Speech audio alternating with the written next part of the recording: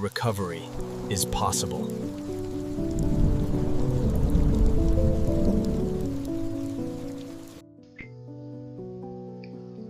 Hi, welcome back to Ice Addict. So, before I get started with this book, let me just say that if any of them were important, it's this one. Please watch till the end. There's something that I really need to share, I really need to get out there. It's a big part of my regrets and a big part of the hurt I've been feeling for so long, and I need to vocalize it so that I can move on and things can feel a whole lot lighter. So I'd appreciate it if you do watch right until the end of this video. When we ended last, I was letting you know that life had become so much better. I had gotten out of the control of addiction. I had kept in mind that I am an addict. So I knew my limit, and I knew not to try anything even once, as I would relapse, as I had done so many times before. So, you know, things were going well. I was married, I was working, we had a newborn baby, we were in a new place. So things were well. I was seeing Jordan every now and then. While I was, researching to do this book, as I don't have a lot of photos and things of my past, obviously, from the life that I led. A lot of pain happened to fall upon me, and this is a really difficult story to tell now. It's probably the second last book. I'll probably be finished after this with the story, but this is something that just by chance has ended up to be one of the last painful stories of my life. Anyway, so yeah, the reason I'm struggling a bit is because it's a bit of a hard story to tell, and I had to go back and look at photos and try put all things in order. So what I'm about to tell you is that I had many losses in my life, as you've heard. Myself and Susan lost our first child. I lost Susan. I lost my sister. I lost my dad. I had lost so much already, you know, and here I was on the road to recovery, trying to rekindle my relationship with my son Jordan. It was really difficult. He was a teenager. He had his own friends, his own time, his own ideas of things that he wanted to do. Jordan used to call himself a stoner, you know, before weed was made legal. He used to enjoy smoking his poke here and there, so which I had no problem with, you know.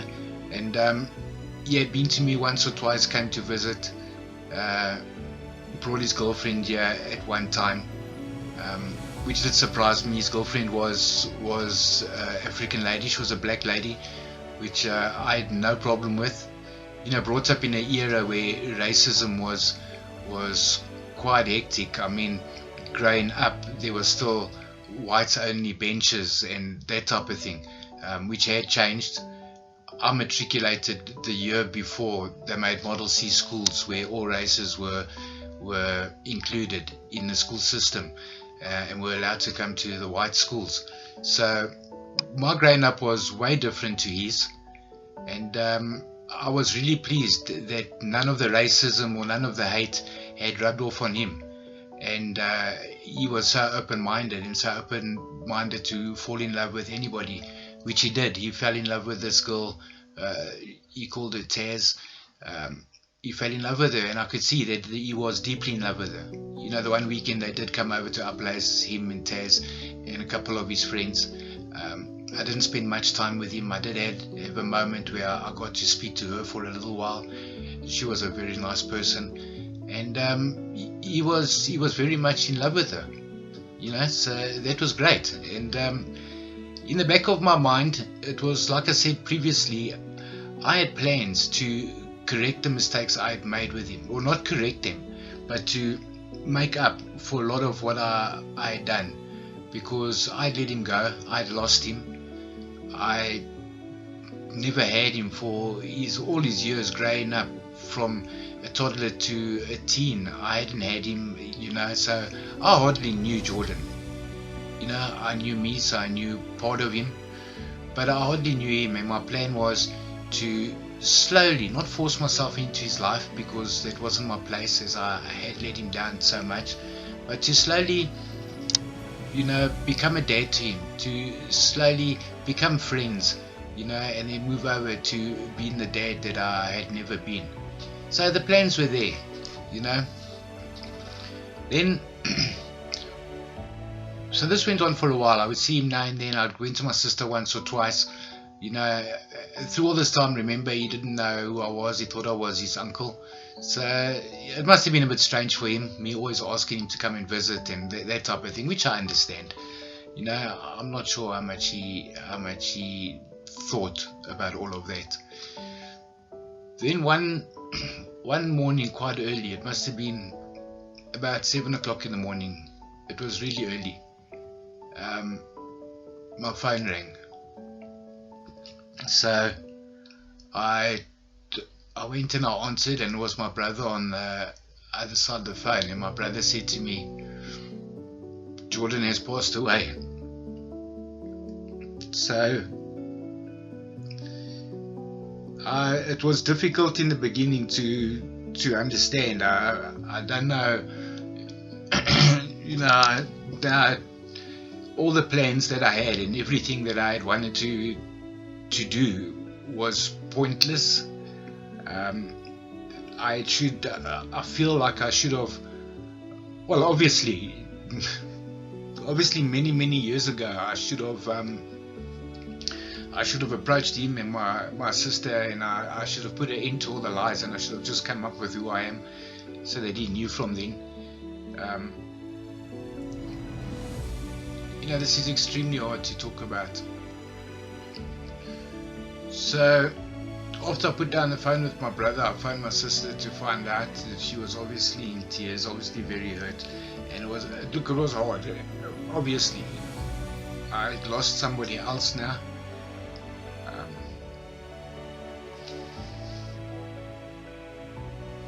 Jordan, I don't think anybody knows why.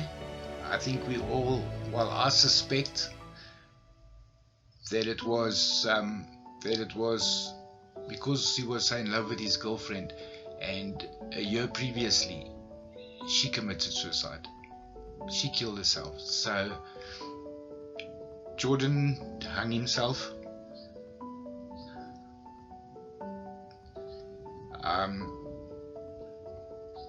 I really don't know.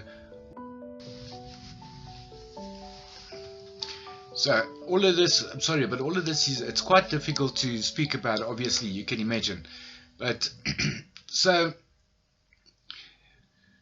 to get out there, the hard truth of addiction and the chaos that it caused is, don't always think that there's time to correct your mistakes, or there's time for people to accept your mistakes and take you back and think that you can make your way forward and start correcting things with people that you love. Because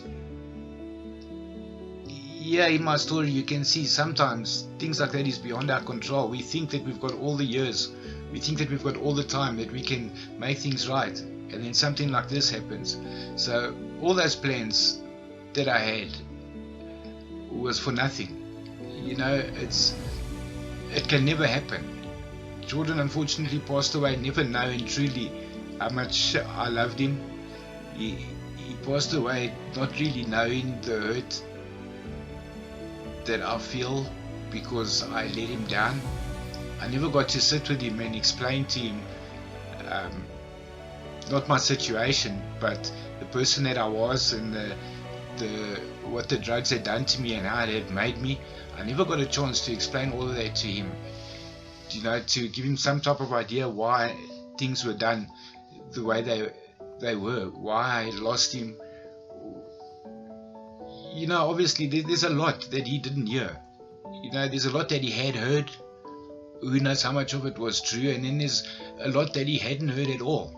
He hadn't heard my side of the story. Jordan hadn't heard anything from me. Look, I'm not saying that there's any type of excuse on my type of the story. There's not. but I would like him to have known my side of the story, you know, my life of addiction, and how completely messed up I was, that I was willing to lose him at that time. You know, it's so difficult, it's so hard, because now looking back, what do I do now? I can never make up to him what I had done. I can only say so many prayers to him to say I'm sorry.